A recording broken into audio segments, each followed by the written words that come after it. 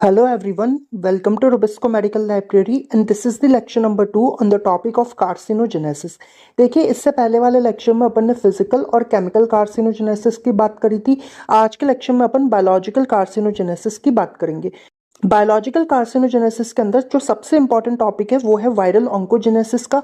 तो आज के लेक्चर में अपन डीएनए वायरल ऑन्कोजेनेसिस और आरएनए वायरल ऑन्कोजेनेसिस दोनों की ही बात करेंगे।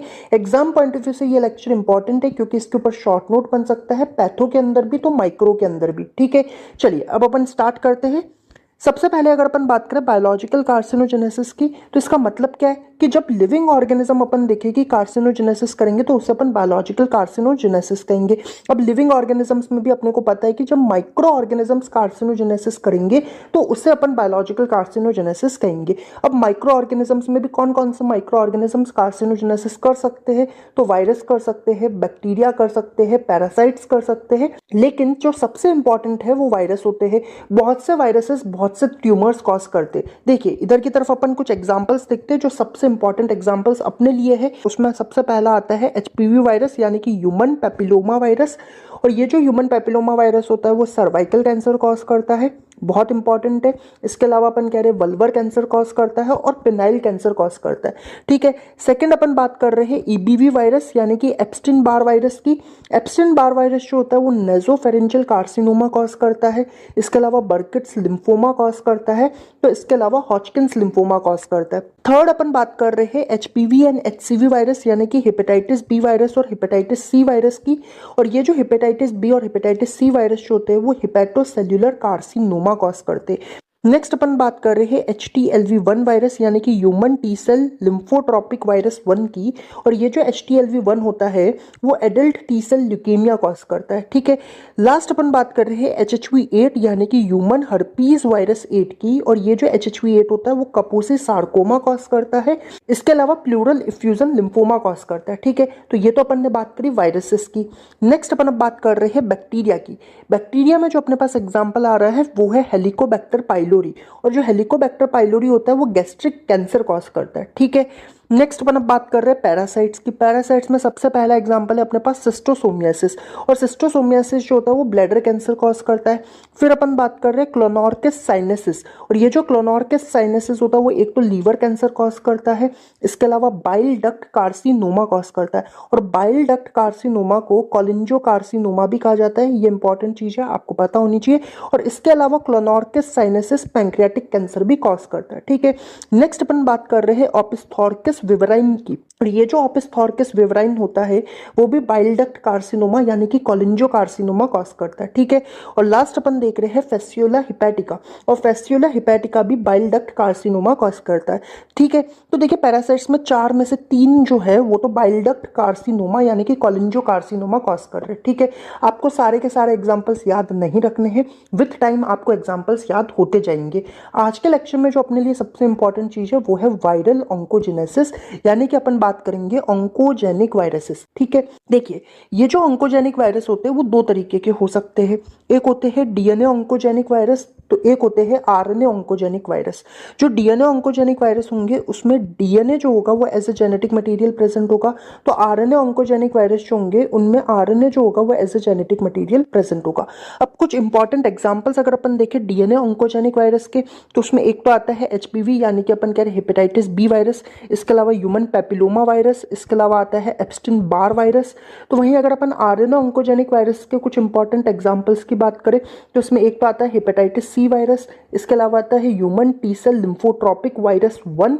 तो अपन आज के लेक्चर में ये एग्जांपल्स देखने वाले। ठीक है, देखिए एग्जांपल्स देखें उससे पहले अपन देखते हैं डीएनए और आरएनए ऑन्कोजेनिक वायरस के बीच में डिफरेंसेस की टेबल। ठीक है, और इसके ऊपर एग्जाम में क्वेश्चन पूछा जा सकता है। डायरेक्ट आपको क्वेश्चन दे देंगे कि आपको डीएनए और आरएनए ऑन्कोजेनिक वायरस के बीच में डिफरेंस बताने। ठीक है, तो देखते सबसे पहले अगर अपन बात करें जीनोमिक कंपोजिशन की तो जो डीएनए ऑन्कोजेनिक वायरस होगा उनमें ज्यादातर के अंदर डबल स्टैंडर्ड डीएनए जो होता है वो as a genetic material present होता है।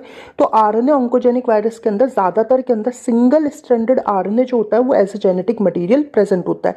नेक्स्ट अगर अपन बात करें रिवर्स ट्रांसक्रिप्टेज की, तो रिवर्स ट्रांसक्रिप्टेज जो होता है वो डीएनए ऑन्कोजेनिक वायरस के अंदर एब्सेंट होता है, तो आरएनए ऑन्कोजेनिक वायरस के अंदर प्रेजेंट होता है। खुद सोच के देखो कि रिवर्स ट्रांसक्रिप्टेज करेगा क्या, वो रिवर्स ट्रांसक्रिप्शन करेगा, यानी कि आरएनए से डीएनए बनाएगा। अब डीएनए ऑन्कोजेनिक वायरस के अंदर तो वैसे ही डीएनए प्रेजेंट है, तो उन्हें रिवर्स ट्रांसक्रिप्टेज की जरूरत नहीं है। लेकिन आरएनए ऑन्कोजेनिक वायरस जो होंगे उनके अंदर आरएनए है, तो उन्हें आरएनए से डीएनए बनाने के लिए रिवर्स ट्रांसक्रिप्टेज की जरूरत होगी। ठीक है, तो ये अपन ने बात करी रिवर्स ट्रांसक्रिप्टेज की। नेक्स्ट अगर अपन बात करें मैकेनिज्म ऑफ ट्रांसफॉर्मेशन की, तो देखिए जो डीएनए ऑन्कोजेनिक वायरस जो होंगे ना वो होस्ट सेल के जीनोम के साथ में इंटीग्रेट कर जाएंगे, तो वहीं आरएनए ऑन्कोजेनिक वायरस जो होंगे ना वो भी होस्ट सेल के जीनोम के साथ में इंटीग्रेट करेंगे, लेकिन पहले वो आरएनए से डीएनए बनाएंगे। क्या बनाएंगे? आरएनए से डीएनए बनाएंगे इन the presence of enzyme reverse transcriptase, और फिर ये जो डीएनए होगा ना वो होस्ट सेल के जीनोम के साथ में इंटीग्रेट करेगा। ठीक है, नेक्स्ट अगर अपन बात करें म्यूटेशन रेट की, तो देखिए mutation rate DNA oncogenic virus के अंदर कम होगा। क्यों? क्योंकि डीएनए जो होता है वो ज्यादा स्टेबल जेनेटिक मटेरियल होता है, तो वहीं आरएनए ऑन्कोजेनिक वायरस के अंदर म्यूटेशन रेट ज्यादा होगी। नेक्स्ट अगर अपन बात करें मेन प्रोटीन एंटीजन की, देखिए ये इंपॉर्टेंट चीज है। देखिए जो डीएनए ऑन्कोजेनिक वायरस होते हैं उसमें टी एंटीजन जो होता है वो मेन प्रोटीन एंटीजन होता है, ये आपको याद रखना है। तो आरएनए ऑन्कोजेनिक वायरस के अंदर एसआरसी प्रोटीन जो होता है वो मेन प्रोटीन एंटीजन होता है, ये भी आपको याद रखना है। ठीक है, नेक्स्ट अगर अपन बात करें इन प्रोटीन के लोकेशन की, तो डीएनए ऑन्कोजेनिक वायरस के अंदर जो प्रोटीन होते हैं वो मेनली न्यूक्लियस में प्रेजेंट होते हैं, कभी कभी प्लाज्मा मेम्ब्रेन पे प्रेजेंट हो सकते हैं। वहीं आरएनए ऑन्कोजेनिक वायरस के अंदर प्रोटीन जो होते हैं वो मेनली प्लाज्मा मेम्ब्रेन पे ही प्रेजेंट होते हैं। ठीक है, चलिए नेक्स्ट अपन बात करेंगे मॉलिक्यूलर ऑन्कोजेनेसिस की। जो डीएनए ऑन्कोजेनिक वायरस होता है ना वो ऑन्को प्रोटीन्स को एक तो एनकोड करता है, इसके अलावा ये ग्रोथ रेगुलेटिंग प्रोटीन्स जो होते हैं जैसे कि TP53 और PRB प्रोटीन्स जो होते हैं उन्हें इनएक्टिवेट करता है। ये क्या है? ये ट्यूमर सप्रेसर जीन के प्रोडक्ट है, यानी कि अपन देखें कि अब ट्यूमर सप्रेशन नहीं हो पाएगा। ट्यूमर सप्रेशन नहीं हो पाएगा तो ग्रोथ लगातार होती रहेगी, और अगर सेल की ग्रोथ लगातार होती रहेगी तो फिर ट्यूमर देखने को मिलेगा, हाँ कि ना। वहीं अगर अपन बात करें आरएनए ऑन्कोजेनिक वायरस की, तो RNA oncogenic virus pro growth oncoproteins का ओवर प्रोडक्शन करवाते हैं, यानी कि जो ग्रोथ सपोर्टिंग प्रोटीन्स है वो ज्यादा बनेंगे। अगर वो ज्यादा बनेंगे तो ग्रोथ भी ज्यादा होगी, हाँ कि ना। इसके अलावा अगर अपन देखें कि आरएनए ऑन्कोजेनिक वायरस जो होते हैं वो cell promoter sequence of viral enhancers का इंटीग्रेशन करवाते। क्या करवाते हैं? Cell promoter sequence of viral enhancers का इंटीग्रेशन करवाते। और इसके अलावा अपन देखें कि आरएनए ऑन्कोजेनिक वायरस जो होते हैं वो टेक्स प्रोटीन को एनकोड करते हैं, ये इंपॉर्टेंट चीज है।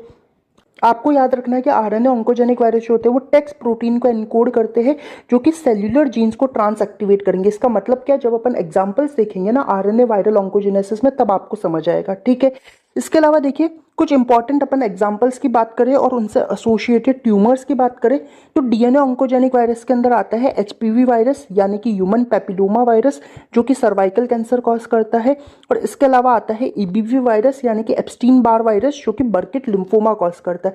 तो वहीं अगर अपन आरएनए ऑन्कोजेनिक वायरस की बात करें तो इसमें एक तो आता है HTLV1 वायरस जो कि adult T cell leukaemia lymphoma cause करता है, और इसके अलावा हेपेटाइटिस सी वायरस जो होगा वो हेपेटोसेल्युलर कार्सिनोमा कॉज करेगा।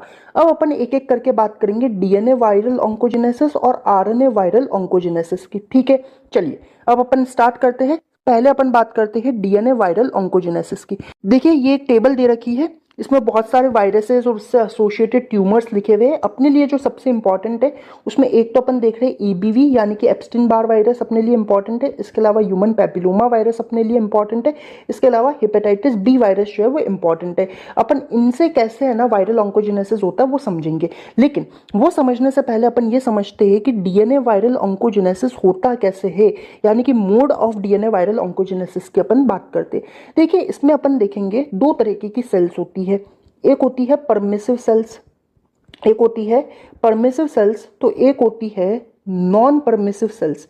जो परमिसिव सेल्स होती है ना उसके अंदर वायरस अपनी लाइफ साइकिल को कंप्लीट कर पाता है। क्या कर पाता है? अपनी लाइफ साइकिल को कंप्लीट कर पाता है, और वायरस जो होता है वो विरियॉन पार्टिकल्स का फॉर्मेशन कर पाता है परमिसिव सेल्स के अंदर। तो लेकिन नॉन परमिसिव सेल्स के अंदर वायरस जो होता है वो अपनी लाइफ साइकिल कंप्लीट नहीं कर पाता और विरियॉन पार्टिकल्स भी नहीं बनाता है। तो एक बहुत इंपॉर्टेंट कॉन्सेप्ट मैं आपको बता रहा हूँ कि जो परमिसिव सेल्स होती है ना जनरली इनके अंदर कैंसर नहीं देखने को मिलता है, यानी कि परमिसिव सेल्स जो होती है वो कैंसर सेल्स में कन्वर्ट नहीं होती है जनरली अगर अपन देखें तो, बल्कि परमिसिव सेल्स से इन्फेक्शन देखने को मिलता है। ठीक है, अब कैसे होता है वो अभी अपन समझेंगे। वहीं अगर अपन बात करें नॉन परमिसिव सेल्स की, तो नॉन परमिसिव सेल्स जो होती है वो कैंसर सेल्स में कन्वर्ट होती है और इनसे फिर अपन देखें तो कैंसर देखने को मिलता है। क्या मतलब है वो आप इस फ्लो चार्ट से समझिएगा। देखिए, जो डीएनए वायरल ऑन्कोजेनेसिस होता है ना, वो 4 स्टेप्स के अंदर होता है, चाहे फिर वो परमिसिव सेल में हो रहा हो, चाहे फिर वो नॉन परमिसिव सेल में हो रहा हो। अगर अपन बात करें पहले परमिसिव सेल की, तो इसमें होगा क्या कि जो वायरस होगा वो सबसे पहले तो अपन देखें कि होस्ट सेल को इन्वेड करेगा। होस्ट सेल के अंदर अपन देखें तो वायरस चला गया, उसको इन्वेड करने के बाद में वो होस्ट सेल के अंदर जो न्यूक्लियस होगा उसको इनकॉर्पोरेट कर देगा, यानी कि जो वायरस होगा वो होस्ट सेल के न्यूक्लियस में चल जाएगा। और जैसे ही वो होस्ट सेल के न्यूक्लियस में जाएगा तो इमीडिएटली वो टी एंटीजन को एक्सप्रेस कर देगा। अभी अपन ने ऊपर देखा था डीएनए ऑन्कोजेनिक वायरस के अंदर जो मेन प्रोटीन होता है वो टी एंटीजन होता है, तो वो इमीडिएटली अपन देखें तो टी एंटीजन को एक्सप्रेस कर देगा। फिर अपन देखिए जो स्टेप 3 होगा परमिसिव सेल्स के केस में, तो वायरल पार्टिकल जो होगा वो रेप्लिकेशन करेगा, मतलब देखिए अपने नंबर बढ़ाएगा न्यूक्लियस के अंदर ही। ठीक है, और स्टेप 4 के अंदर क्या हो जाएगा, सेल लाइसिस हो जाएगा। और जैसे ही सेल लाइसिस होगा तो अपन देखें कि ये जो नए विरियन पार्टिकल्स बने थे वो रिलीज हो जाएंगे सेल के बाहर, और ये विरियन पार्टिकल्स फिर दूसरे सेल पे जाएंगे और वहां पे इन्फेक्शन कॉज करेंगे। तो आप खुद सोचिए कि क्या परमिसिव सेल कैंसर सेल में कन्वर्ट हुई, क्या नहीं, बल्कि कि सेल का लाइसिस हो गया, जिसकी वजह से अपन देखें कि विरियन पार्टिकल्स रिलीज हो गए और वो दूसरे सेल पे जाके इन्फेक्शन कर रहे हैं। तो सीधा मतलब ये है कि परमिसिव सेल से कैंसर तो नहीं हो रहा है। लेकिन वहीं अगर अपन बात करें नॉन परमिसिव सेल की, तो नॉन परमिसिव सेल के अंदर भी स्टेप नंबर 1 और स्टेप नंबर 2 तो सेम ही रहेगा, यानी कि जो वायरस होगा वो पहले अपन देखें कि होस्ट सेल को इन्वेड करेगा। होस्ट सेल को इन्वेड करने के बाद में वायरस जो होगा वो होस्ट के न्यूक्लियस को इनकॉर्पोरेट करेगा, और जैसे ही वो न्यूक्लियस को इनकॉर्पोरेट करेगा इमीडिएटली टी एंटीजन जो होगा वो एक्सप्रेस होगा। उसके बाद अपन देखें क्या होगा कि जो वायरल डीएनए है वो होस्ट के डीएनए के साथ में इंटीग्रेट कर जाएगा। जो स्टेप नंबर 3 है वहां पे क्या हो रहा था, रेप्लिकेशन हो रहा था, यहाँ पे क्या होगा, इंटीग्रेशन होगा, यानी कि जो वायरल डीएनए है वो होस्ट डीएनए के साथ में इंटीग्रेट हो जाएगा, जिसकी वजह से अपन देखें कि जो नॉन परमिसिव सेल है वो नियोप्लास्टिक सेल के अंदर कन्वर्ट हो जाएगी। यानी कि अपन कह सकते हैं कि नॉन परमिसिव सेल जो है वो कैंसर सेल में कन्वर्ट हो गई है, और अब अपन देखें इससे कैंसर होगा, हाँ कि ना, ये समझ आता है। देखिए नीचे जो अपन देखे थ्योरी लिख रखी है, वो जो मैंने ऊपर एक्सप्लेन करा वही चीज नीचे आपको फ्लो चार्ट में दे रखी है। ठीक है, अब अपन बात करेंगे डीएनए वायरल ऑन्कोजेनेसिस के एग्जांपल्स की, जिसमें सबसे पहले अपन बात कर रहे हैं एचपीवी इंड्यूस्ड ऑन्कोजेनेसिस, यानी कि human papilloma virus induced oncogenesis की।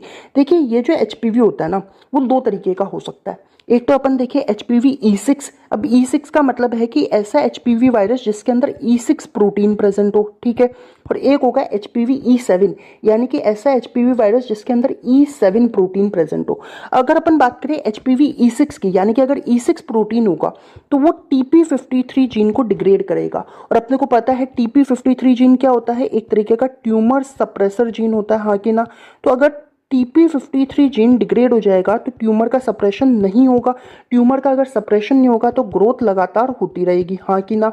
और ओवरऑल अपन देखें अपोप्टोसिस भी फिर ब्लॉक हो जाएगा। फिर अपन कह रहे हैं कि टर्ट का ओवर एक्सप्रेशन होगा, TERT का अपन देखें तो ओवर एक्सप्रेशन होगा, जिसकी वजह से अपन देखें क्या होगा, सेल जो होगी वो इमोर्टलाइजेशन को अचीव कर लेगी, मतलब सेल लगातार डिवाइड करती रहेगी, सेल की डेथ नहीं होगी। इसके अलावा एक्सेसिव प्रोलिफरेशन अपन देखें तो सेल का देखने को मिलेगा, सेल अपने नंबर लगातार बढ़ाती रहेगी, और जीनोमिक इनस्टेबिलिटी देखने को मिलेगी। और इन सब की वजह से अपन कह सकते हैं कि एक नॉर्मल सेल जो है वो कैंसर सेल में कन्वर्ट होगी। ऐसा कब होगा, जब E6 प्रोटीन अपन देखें कि आएगा तो। वहीं अगर अपन बात करें एचपीवी E7 अगर आएगा, यानी कि अगर E7 प्रोटीन आएगा तो वो आरबी जीन से बाइंड करेगा, और आरबी जीन भी एक तरीके का ट्यूमर सप्रेसर जीन होता है, ये अपने को पता है, अपन मॉलिक्यूलर हॉलमार्क ऑफ कैंसर में पढ़ चुके। लेकिन अब देखिए अपन ने मॉलिक्यूलर हॉलमार्क ऑफ कैंसर में ये कहा था जब RB gene E2F transcription factor से बाउंडेड होता है तब वो एक्टिव फॉर्म में होता है, और जब ये एक्टिव फॉर्म में होता है तो सेल जीवन से एस फेज के अंदर नहीं जा पाती, यानी कि अपन देखें कि सेल की जो कंटिन्यूस ग्रोथ है उस पर एक कंट्रोल होता है, हाँ कि ना। लेकिन फिर अपन ने ये कहा था कि जो CDK होता है वो CDK जब आरबी जीन के ऊपर फॉस्फेट ग्रुप को भेजता है क्या भेजता है, फॉस्फेट ग्रुप को भेजता है, तो ये E2F ट्रांसक्रिप्शन फैक्टर रिलीज हो जाता है। और जब आरबीजीन फॉस्फेट ग्रुप से बाइंड करता है तो फिर सेल जो होगी वो जीवन से एस फेज के अंदर चल जाएगी। वही चीज यहाँ पे हो रही है कि जब E7 प्रोटीन आएगा तो ये E7 प्रोटीन जो है वो आरबी जीन से बाइंड कर जाएगा, और जब ये आरबी जीन से बाइंड करेगा तो E2F जो था वो रिलीज हो जाएगा। और जैसे ही E2F रिलीज होगा तो CD के इनिबिटर्स जो होते हैं वो इनएक्टिवेट हो जाएंगे। CD के इनिबिटर्स जैसे कि P21 और P27 इनएक्टिवेट हो जाएंगे। यानी कि अगर CDK के इनिबिटर्स इनएक्टिवेट हो गए तो CDK खुद क्या होगा, एक्टिवेट हो जाएगा। और कौन कौन से CDK एक्टिवेट हो सकते हैं, जैसे कि साइक्लिन D अपन देखे एक्टिवेट हो जाएगा, साइक्लिन E एक्टिवेट हो जाएगा, CDK4 अपन देखे तो एक्टिवेट हो जाएगा। और अब सेल जो है वो जीवन से एस फेज के अंदर जाएगी और वो अपना सेल साइकिल कंप्लीट करेगी और डिवाइड भी करेगी। और इन सब की वजह से भी क्या होगा, सेल अपने इमोर्टलाइजेशन को अचीव करेगी, मतलब सेल की डेथ नहीं होगी। इसके अलावा एक्सेसिव प्रोलिफरेशन देखने को मिलेगा और जीनोमिक इनस्टेबिलिटी देखने को मिलेगी, और अपन कहेंगे नॉर्मल सेल जो है वो कैंसर सेल में कन्वर्ट हो जाएगी। बस देखिए जो E6 प्रोटीन था वो TP53 के ऊपर एक्ट कर रहा था और E7 जो है वो आरबी जीन के ऊपर एक्ट कर रहा है, ये आपको याद रखना है, ठीक है। चलिए नीचे ये डायग्राम दे रखा है, इस डायग्राम के अंदर पहले नॉर्मल एपिथेलियम रिप्रेजेंट कर रखी है, आप देख सकते हैं। यहाँ पे HPV इन्फेक्टेड एपिथेलियम बता रखा है, तो यहाँ पे HPV इंड्यूस्ड अपन कह सकते हैं कैंसर बता रखा है, ठीक है। चलिए नेक्स्ट अपन अब बात करेंगे EBV इंड्यूस्ड ऑन्कोजेनेसिस की, यानी कि Epstein Barr virus induced oncogenesis की। आप इस फ्लो चार्ट में देखिएगा क्या कह रहे हैं कि जो एप्स्टीन बार वायरस होगा ना वो एक तो बी लिम्फोसाइट को इन्फेक्ट करेगा, तो एक अपन कहेंगे एपिथेलियल सेल को इन्फेक्ट करेगा। अब देखिए जब ये अपन देखें कि बी लिम्फोसाइट और एपिथेलियल सेल को इन्फेक्ट करेगा तो एक ऑन्कोजीन यहाँ पे एक्सप्रेस होता है जिसको अपन कहते हैं LMP1, यानी कि लेटेंट मेम्ब्रेन प्रोटीन 1 जो है वो यहाँ पे एक्सप्रेस होगा। और ये जो लेटेंट मेम्ब्रेन प्रोटीन 1 जो होता है वो एक तो सेल प्रोलिफरेशन का डिसरेगुलेशन करेगा, और इसका एक्शन कैसा होगा, बिल्कुल CD40 रिसेप्टर के जैसा इसका एक्शन होगा। कि LMP1 जो है इसका एक्शन किसके जैसा है, CD40 रिसेप्टर के जैसा है, और ये सेल प्रोलिफरेशन का डिसरेगुलेशन करेगा।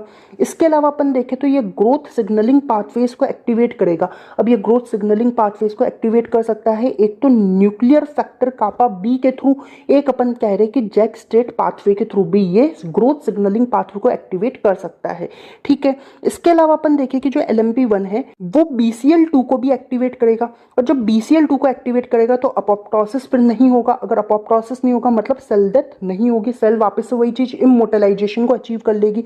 और अगर अपन देखें पर्सिस्टेंट इन्फेक्शन रहता है, अगर EBV का पर्सिस्टेंट इन्फेक्शन रहता है तो ये अपन कह रहे हैं LMP1 जो है लेटेंट मेम्ब्रेन प्रोटीन 1 जो है वो EBNA2 यानी कि Epstein Barr virus nuclear antigen 2 को इलेबरेट करेगा, उसे अपन देखे रिलीज करेगा। और ये जो EBNA2 जो होता है वो साइक्लिन D को एक्टिवेट करता है, और इसके अलावा SRC family of proto oncogenes को एक्टिवेट करता है। और इन सब की वजह से क्या होगा, बी सेल प्रोलिफरेशन स्टिमुलेट होगा, और जब बी सेल का प्रोलिफरेशन होगा, जरूरत से ज्यादा प्रोलिफरेशन होगा, तो एक तो अपने को देखने को मिलेगा बर्किट लिम्फोमा, तो एक अपने को देखने को मिलेगा नेजोफेरेंजियल कार्सिनोमा। यानी कि EBV वायरस जो है वो क्या कॉज कर रहा है, एक तो बर्किट लिम्फोमा कॉज कर रहा है, तो एक अपन कह रहे हैं नेजोफेरेंजियल कार्सिनोमा कॉज कर रहा है। तो ये अपन ने बात करी EBV इंड्यूस्ड ऑन्कोजेनेसिस की, ठीक है। चलिए नेक्स्ट अपन अब बात करेंगे HBV इंड्यूस्ड ऑन्कोजेनेसिस, यानी कि hepatitis B virus induced oncogenesis की। और ये HBV वायरस क्या करेगा, हिपेटोसेल्युलर कार्सिनोमा करेगा, ठीक है। देखिए यहाँ पे एक बहुत इंपॉर्टेंट चीज मैं आपको बता रहा हूँ कि जो हेपेटाइटिस वायरस होता है ना वो A से लेकर E तक होते हैं, ठीक है।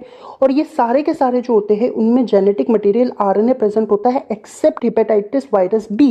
जो हेपेटाइटिस B होता है उसके अंदर DNA जो होता है वो जेनेटिक मटेरियल प्रेजेंट होता है। बाकी सारे हेपेटाइटिस वायरस के अंदर अपन कहेंगे RNA जो होता है वो as a genetic material present होता है। ये एक्सेप्शन बहुत इंपॉर्टेंट है, आपको याद रखना है, MCQ बन सकता है, आपसे वाइवा में पूछा जा सकता है, इसलिए आपको याद रखना है। चलिए अब अगर अपन बात करें hepatitis B virus induced oncogenesis की, तो अपन कह रहे हैं ये हेपेटोसेल्युलर कार्सिनोमा कॉज करेगा। तो इसमें होगा क्या कि जब भी HPV का क्रॉनिक इन्फेक्शन होगा तो फिर लीवर टिश्यू का डैमेज होगा और रीजनरेशन होगा।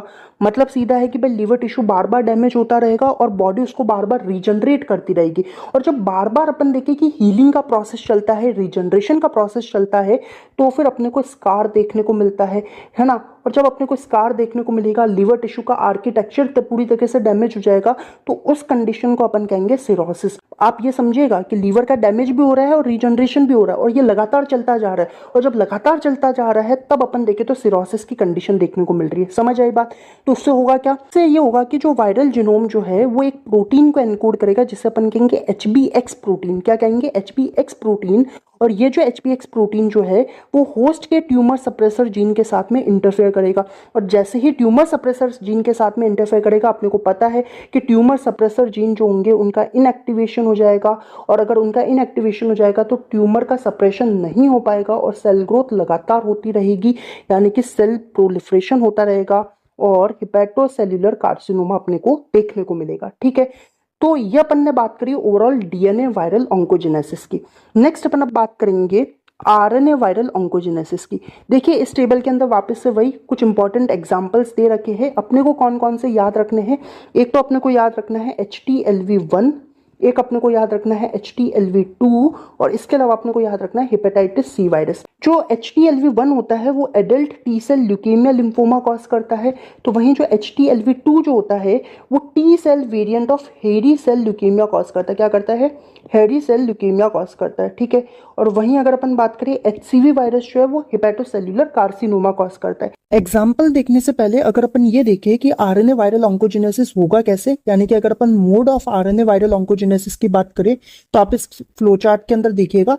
अपने को पता है कि जो आरएनए वायरस है उसे अपन रेट्रो वायरस भी कह सकते हैं, और इनके अंदर RNA as a genetic material present होगा, और साथ में अपन देखें तो रिवर्स ट्रांसक्रिप्टेज इनके अंदर प्रेजेंट होगा। तो सबसे पहले तो अपन देखिए कि भाई ये आरएनए वायरस होस्ट सेल को इन्वेड करेगा। होस्ट सेल को इन्वेड करने के बाद में आरएनए से वो डीएनए बनाएगा in the presence of we can say reverse transcriptase. तो अपन कह सकते हैं कि रिवर्स ट्रांसक्रिप्टेज जो है वो आरएनए डिपेंडेंट डीएनए सिंथेटेज है, हाँ कि ना। अब ये जो डीएनए बना है वो क्या बना है? सिंगल स्ट्रैंडेड डीएनए बना है। फिर अपन देखें इस डीएनए के ऊपर एक्ट करेगा डीएनए सिंथेटेज, हाँ कि ना।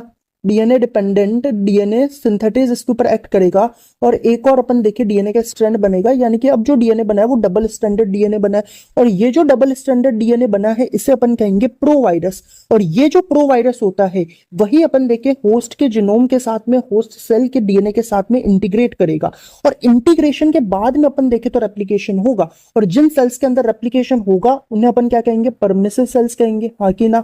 और जिनके अंदर रेप्लिकेशन नहीं होगा उन्हें अपन नॉन परमिसिव सेल्स कहेंगे।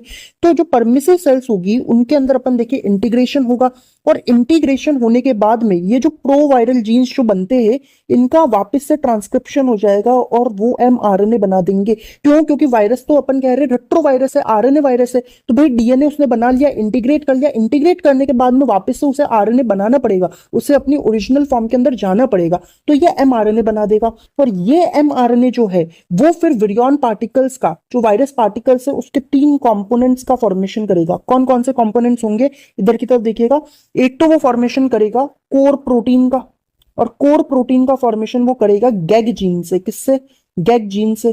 ठीक है, इसके अलावा वो फॉर्मेशन करेगा रिवर्स ट्रांसक्रिप्टेज का, रिवर्स ट्रांसक्रिप्टेज का फॉर्मेशन करेगा पॉल जीन से। और वहीं अपन देखें एक ये फॉर्मेशन करेगा एनवलप ग्लाइकोप्रोटीन का, और एनवलप ग्लाइकोप्रोटीन का ये फॉर्मेशन करेगा एनव जीन से। किससे? एनव जीन से। ठीक है, और फिर ये जो कंपोनेंट्स होंगे वायरल पार्टिकल्स के वो होस्ट सेल की प्लाज्मा मेम्ब्रेन के ऊपर असेंबल हो जाएंगे, और असेंबल होने के बाद में अपन देखें तो क्या होगा? बडिंग होगा, यानी कि ये वायरल पार्टिकल्स जो है this will be released from the plasma membrane, जिसे अपन कहेंगे budding of from the plasma membrane. और फिर अपन देखें तो ये विरियन पार्टिकल्स दूसरे सेल पे जाएंगे, और सेम तरीके से अपन देखें तो पूरा प्रोसेस चलेगा कि पहले आरएनए से डीएनए, फिर अपन देखें डबल स्टैंडर्ड डीएनए, फिर वो इंटीग्रेशन करेंगे, इंटीग्रेशन करने के बाद में 3 कंपोनेंट्स का फॉर्मेशन करेंगे, और वो 3 कंपोनेंट्स जो है वो प्लाज्मा मेम्ब्रेन के ऊपर असेंबल होंगे, और फिर अपन देखें तो उनकी बडिंग होगी। इतना अपने को समझ आता है। ये अपन ने बात करी mode of RNA viral oncogenesis की। नेक्स्ट अपन अब बात करेंगे इसके एग्जांपल्स की, एक एक करके अपन देखते हैं। सबसे पहले अपन बात कर रहे हैं HTLV1 इंड्यूस्ड ऑन्कोजेनेसिस की,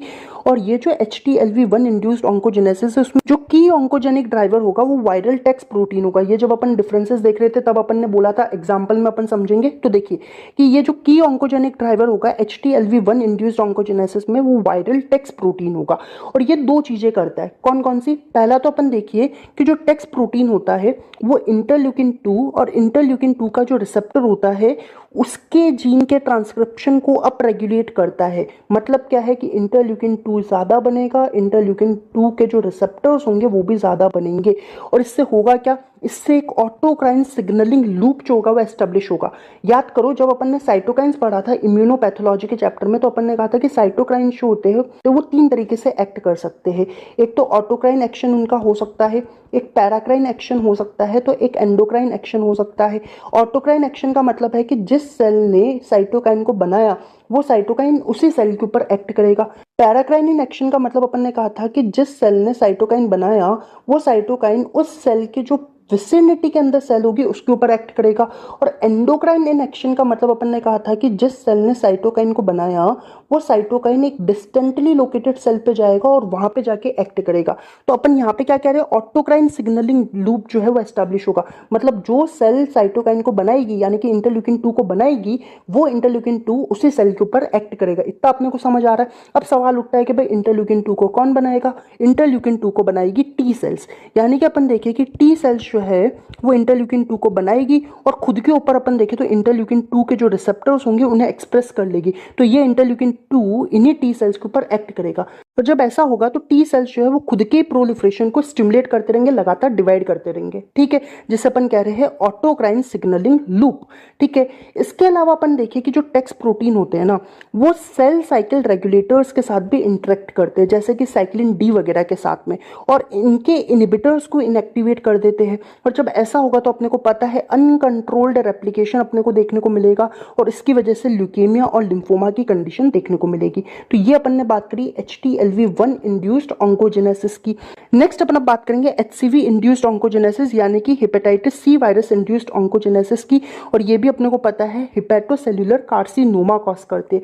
अब देखिए ये जो HCV वायरस होता है ना वो होस्ट के जीनोम के साथ में इंटीग्रेट नहीं करते। दिस इज वेरी इंपॉर्टेंट कि जो HCV वायरस है वो होस्ट जीनोम के साथ में इंटीग्रेट नहीं कर रहे। तो फिर सवाल उठता है कि भाई ये कैंसर कॉज करेंगे कैसे? तो यहाँ पे जो कैंसर होगा ना वो एक तो होगा क्रॉनिक इन्फ्लेमेशन की वजह से, इम्यून मीडिएटेड लीवर डैमेज की वजह से और कंटिन्यूस हिपैटोसाइट रीजनरेशन की वजह से। और अपने को पता है कि लगातार अगर लीवर का डैमेज होता रहेगा और लगातार अगर रीजनरेशन होता रहेगा तो सिरोसिस की कंडीशन देखने को मिलेगी। और इन सब की वजह से जो इंडिविजुअल होगा वो कुछ म्यूटेशंस को एक्वायर कर लेगा और इन सब की वजह से हिपैटोसेल्युलर कार्सिनोमा देखने को मिलेगा। समझ आई बात? तो ये अपन ने बात करी HCV इंड्यूस्ड ऑन्कोजेनेसिस की। ठीक है, so guys that was all about today's lecture. If you found this lecture useful and helpful, then do like, share and subscribe the channel, and thank you for watching.